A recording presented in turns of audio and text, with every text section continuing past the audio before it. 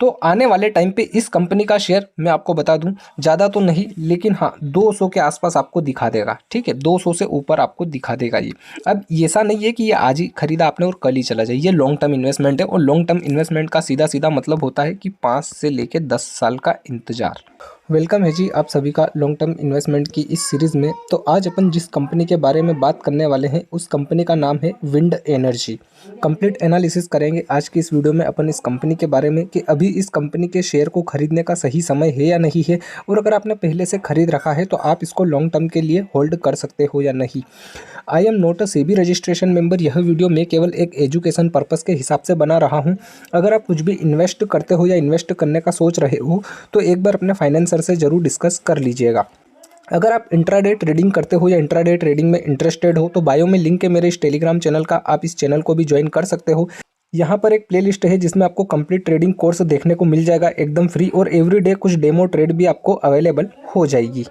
तो भाई साहब सबसे पहले ये जान लेते हैं कि इस कंपनी का बिजनेस क्या है। देखिए कंपनी का बिजनेस यहाँ पर क्लियर लिखा हुआ है, ये एक पावर सेक्टर की कंपनी है, ठीक है, विंड की। अब देखिए इस कंपनी का मार्केट कैप कितना है तो आप देख सकते हो 346 करोड़ का इसका मार्केट कैप है। वहीं इस कंपनी के ऊपर कर्जा कितना है तो आप देख सकते हो 19.3 करोड़ का इस पे कर्जा है, मतलब नाम मात्र एक कर्जा हमें देखने को मिल रहा है।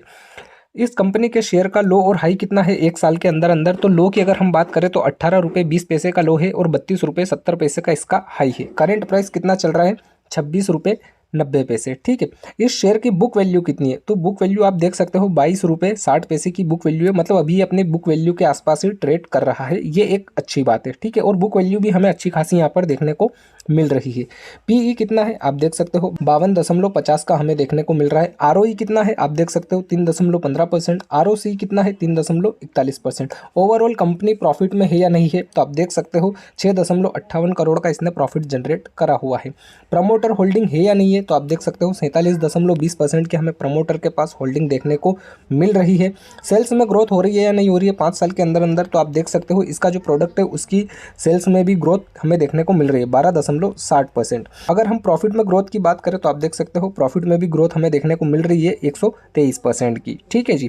प्राइस टू बुक वैल्यू कितनी है इसकी 1.19 की। फेस वैल्यू कितनी है इस कंपनी की 10 की। क्या आपने शेयर होल्डर को ये कंपनी डिविडेंड पे करती है तो आप देख सकते हो डिविडेंड वाले सेक्शन में ये अपने किसी भी शेयर होल्डर को कोई भी डिविडेंड पे नहीं करती है। रिटर्न ऑन एसेट्स 2.36 के। तो ये तो कुछ इंपॉर्टेंट टॉपिक हो गए, इसमें 2-3 बातें हैं जो कि बहुत अच्छी है। पहली बात यह है कि ओवरऑल कंपनी क्या है। ओवरऑल कंपनी भाई साहब आप देख सकते हो प्रॉफिटेबल कंपनी है, ठीक है। प्रमोटर के पास अच्छी खासी शेयर होल्डिंग हमें देखने को मिल रही है, प्रॉफिट में भी ग्रोथ हमें देखने को मिल रही है, सेल्स में भी ग्रोथ हमें देखने को मिल रही है।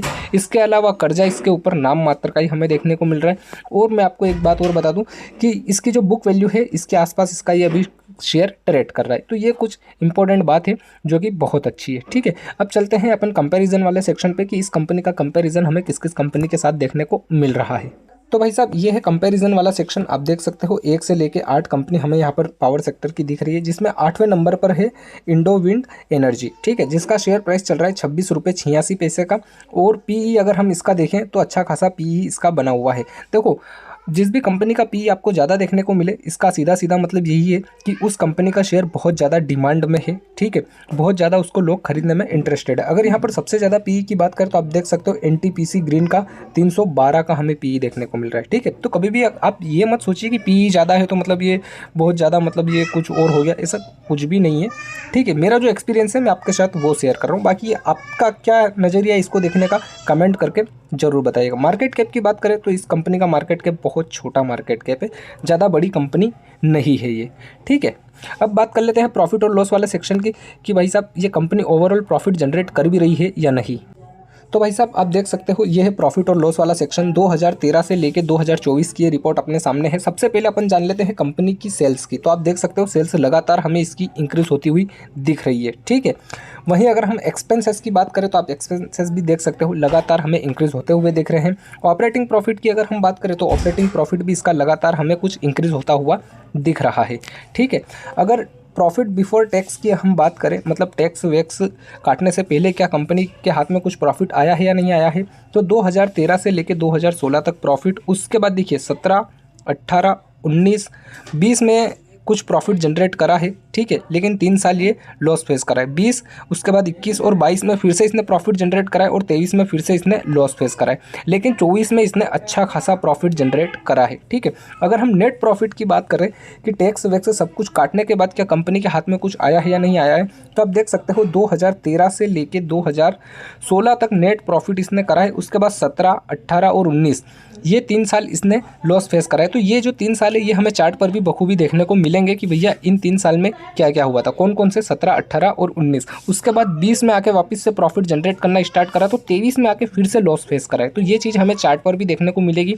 और अभी 24 में इन्होंने अच्छा खासा प्रॉफिट जनरेट करा है। आप देख सकते हो 7,27,00,000 का इन्होंने प्रॉफिट जनरेट करा है 2024 में, ठीक है। अब बात कर लेते हैं बैलेंस शीट की कि बैलेंस शीट आखिर इस कंपनी की क्या बोल रही है। तो भाई साहब ये है बैलेंस शीट वाला सेक्शन। 2013 से लेके 2024 की ये रिपोर्ट है। इक्विटी कैपिटल सबसे पहले आप देख लीजिए, जितनी थी इतनी की उतनी ही थी ये 2022 तक। उसके बाद 22 के बाद इन्होंने अच्छी खासी इक्विटी अपनी मतलब इंक्रीज करी है। वहीं अगर हम रिजर्वेस की बात करें तो रिजर्वेस में भी हमें वही चीज़ देखने को मिल रही है। रिजर्वेस भी लगातार इनके हमें बढ़ते हुए दिख रहे हैं। टोटल लाइबिलिटी और एसेट्स की अगर हम बात करें तो जितनी यहाँ पर लाइबिलिटी है उतने एसेट्स भी कंपनी के पास अवेलेबल है, ठीक है। आप देख सकते हो ये दोनों, ठीक है। मतलब ये जो बैलेंस शीट है ये भी एकदम ओके रिपोर्ट है, कोई ज़्यादा झोल नहीं है इसमें।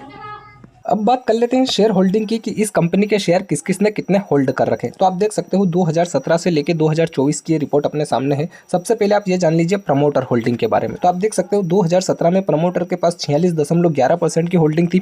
वहीं अभी 2024 में कितनी है, 47.17% की होल्डिंग, ठीक है। इन्होंने बीच में कुछ इंक्रीज करे और कुछ प्रॉफिट बुकिंग करी, लेकिन 47.17% शेयर इनके पास अभी भी अवेलेबल है। ये एक अच्छी बात है, मतलब प्रमोटर की होल्डिंग अच्छी खासी यहाँ पर हमें देखने को मिल रही है। अगर हम FII की बात करें तो FII के पास कभी भी कुछ भी नहीं था 2024 तक। 2024 के सितंबर महीने में इन्होंने 0.01% की होल्डिंग बनाई है, ठीक है। उसके बाद अगर हम DII की बात करें तो DII के पास 2017 में 0.25% की होल्डिंग थी, तो 2020 में ये निकाल चुके थे। 2022 में वापस से इन्होंने 4.46% की होल्डिंग बनाई और 2023 में ये प्रॉफिट बुकिंग करके निकल चुके थे। अभी इनके पास कुछ भी नहीं है। अगर हम बात करें पब्लिक की, पब्लिक कौन, आप में अपन जैसे छोटे रिटेल ट्रेडर, तो रिटेल ट्रेडर के पास 2017 में तो 53.64% की होल्डिंग थी। उसके बाद लगातार इन्होंने भी कुछ बेचा है और कुछ खरीदा है। अगर इन्होंने बेचा है तो यहाँ पर देखिए प्रमोटर ने खरीदा है, ठीक है। अभी करंट में पब्लिक के पास कितना है, आप देख सकते हो 52.84% शेयर। तो ये जो शेयर होल्डिंग वाला सेक्शन है यहाँ पर केवल हमें एक चीज़ देखने को रहती है, वो है प्रमोटर होल्डिंग, कि प्रमोटर की क्या एक्टिविटी रही है। तो इस कंपनी का जो प्रमोटर है इन्होंने भी अच्छी खासी शेयर होल्डिंग यहाँ पर बना रखी है, ठीक है। अब बात कर लेते हैं अपन चार्ट की कि चार्ट आखिर इस कंपनी का क्या बोल रहा है। लेकिन चार्ट पे जाने से पहले एक बार आप प्रॉफिट और लॉस वाला सेक्शन देख लीजिए। यहाँ पर आप देखिए कि 2017 से लेके 2019 तक कंपनी ने लॉस फेस करा है, ठीक है। तो ये कहीं ना कहीं हमें चार्ट पर भी बखूबी देखने को मिलेगा। और मार्च के महीने में एक रिपोर्ट आई है मार्च के 2024 में कि कंपनी ने बहुत अच्छा प्रॉफिट जनरेट करा है। तो इसका सीधा सीधा मतलब है कि 2023 में कंपनी का बहुत अच्छा बिजनेस चला है, ठीक है। तो ये सारी चीज़ें हमें चार्ट पर बखूबी देखने को मिलेगी। चलते हैं सीधे चार्ट पे कि चार्ट आखिर कंपनी का क्या बोल रहा है। तो भाई साहब आप देख सकते हो ये जो चार्ट है ये हम 1 मंथ के टाइम फ्रेम पे देख रहे हैं, ठीक है। कंपनी जो है शेयर मार्केट में कब लिस्टेड हुई थी, आप देख सकते हो 3 सितंबर 2007 में ही आई थी। तब इसका शेयर प्राइस आया था 70 रुपये के भाव में, ठीक है। ओवरऑल कंपनी ने हाई कितना लगाया है, अगर आप देखोगे तो ओवरऑल इस कंपनी के शेयर का हाई है 203 रुपये, ठीक है। उसके बाद अगर हम ओवरऑल लो की बात करें तो इसका अब तक का सबसे ज़्यादा लो क्या रहा है, अगर आप देखोगे तो वो है 1.55 रुपये का। तो देखो ये है शेयर मार्केट, ठीक है। कब कंपनी में क्या कुछ आ जाए, क्या रिपोर्ट आ जाए, कोई कुछ भी नहीं कह सकता, ठीक है। आप देख सकते हो 203 से सीधा ये 1.55 रुपये पे, ठीक है। अभी हमने 2013 से इसकी रिपोर्ट देखी है कि 2013 से लगातार कंपनी क्या कर रही है, प्रॉफिट जनरेट कर रही है, ठीक है। तो आप देख सकते हो 2013 में भी इसका शेयर प्राइस कितना था, लगभग 1-1.5 रुपये के आसपास अच्छा खासा। फिर ये अप मूव गया है, कहाँ तक गया आप देख सकते हो 1 रुपये से फिर ये 14 रुपये पे गया है। उसके बाद आप देखिए 2018 में वापस से डाउनफॉल पे आ चुका है, क्योंकि अभी हमने देखा कि 2017, 18 और 19 3 साल लगातार कंपनी ने लॉस फेस करा है, ठीक है। देखो 2013 से प्रॉफिट तो ऊपर, उसके बाद 3 साल लगातार लॉस तो नीचे, ठीक है। आई होप आपको समझ में आ चुका होगा। उसके बाद देखिए 2020 में आके वापस से कंपनी ने क्या करा है, अपर सर्किट दिखाया है, अभी हमने देखा था कि 2020 में अच्छा खासा प्रॉफिट इसने जनरेट करा था 20, 21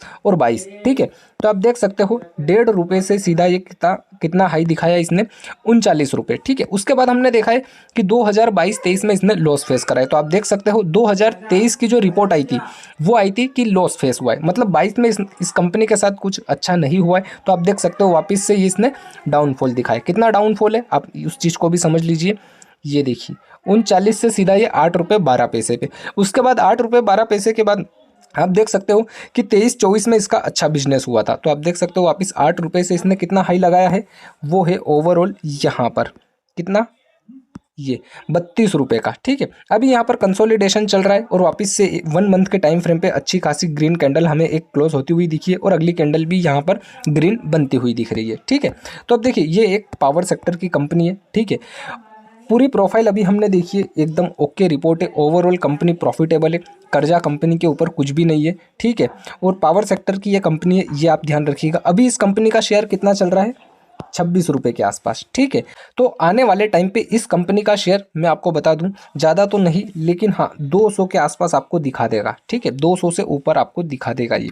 अब ऐसा नहीं है कि ये आज ही खरीदा आपने और कल ही चला जाए, ये लॉन्ग टर्म इन्वेस्टमेंट है और लॉन्ग टर्म इन्वेस्टमेंट का सीधा सीधा मतलब होता है कि 5 से लेकर 10 साल का इंतजार, समझ रहे हो। 5 से लेकर 10 साल का इंतजार, आप किसी भी शेयर को खरीदो इतना इंतजार आपको करना पड़ेगा, तब जाके आपको एक अच्छा खासा रिटर्न देखने को मिलेगा। नहीं तो कई भाई क्या है, खरीदते हैं 1-2 महीना होल्ड करते हैं उसके बाद निकल जाते हैं। अब देखो आप सोचो किसी ने यहाँ पर खरीदा होगा, कहाँ पर, यहाँ पर, जब इस कंपनी का शेयर 1-2 रुपये के भाव पे चल रहा था, ठीक है। उसके बाद ये 2-3 साल बाद कहाँ तक चला गया, 39 रुपये। मतलब उनका पैसा कितना डबल हो चुका है, मतलब 20 से 25 गुना उनका पैसा हो चुका है, समझ रहे हो। तो ये सारा रिटर्न कैसे देखने को मिलता है, इंतजार करना पड़ता है उस सभी के लिए, ठीक है। आई होप आपको सारा कुछ इस कंपनी का समझ में आ चुका होगा। वीडियो को लाइक कीजिएगा और अगली वीडियो में किस कंपनी के ऊपर बनाऊं कमेंट करके जरूर बताइएगा। चैनल पर नए हो तो चैनल को भी सब्सक्राइब कर लीजिएगा। यहाँ पर आपको स्टॉक मार्केट से रिलेटेड सभी खबरें, न्यूज़ और सभी कंपनियों के बारे में विस्तार से जानकारी मिलती रहेगी। मिलते हैं अगली वीडियो में।